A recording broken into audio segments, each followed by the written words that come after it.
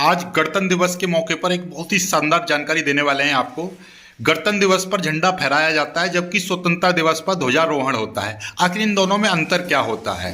इनमें अंतर यह है, देखिए पहले बहुत सारी बारीकी से समझते हैं। जब हमारा देश यानी कि अंग्रेजों का गुलाम था, उससे जब आज़ादी मिली थी तो उसको आज़ादी दिवस यानी कि स्वतंत्रता दिवस के रूप में मनाया जाता है, जिसको 15 अगस्त 1947 के रूप में उसको याद किया जाता है। वहाँ पर क्या हुआ कि जो ब्रिटिश सरकार का झंडा था उसको निकाल कर अपने देश का झंडा वहाँ पर लगाया गया।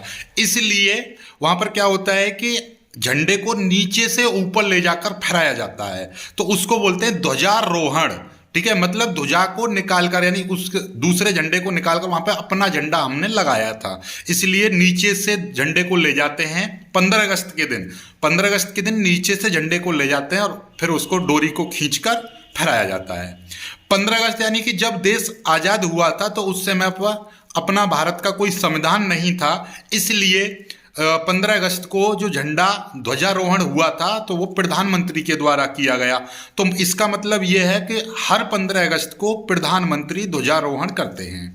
ठीक, दूसरी बात, 15 अगस्त को ही ये जो ध्वजारोहण होता है वो लाल किले, क्योंकि देश का जो किला माना गया लाल किला है और उस पर अपना यानी स्वतंत्रता मिल गई, यानी कि अपने किले पर स्वतंत्रता मिली अपनी, इसलिए स्वतंत्रता दिवस क्या है कि वहाँ पर ध्वजारोहण होता है। अब आते हैं गणतंत्र दिवस पर। गणतंत्र दिवस का मतलब कि आपके यहाँ अपने स्वयं का संविधान यानी कि अपना गणराज्य बन गया और हमारा स्वयं का संविधान इस दिन लागू हुआ था। तो 26 जनवरी को क्या है कि पहले से देश आज़ाद था लेकिन अपना स्वयं का संविधान लागू हुआ और संविधान का प्रमुख, संविधान के अकॉर्डिंग देश का सबसे प्रमुख कौन है?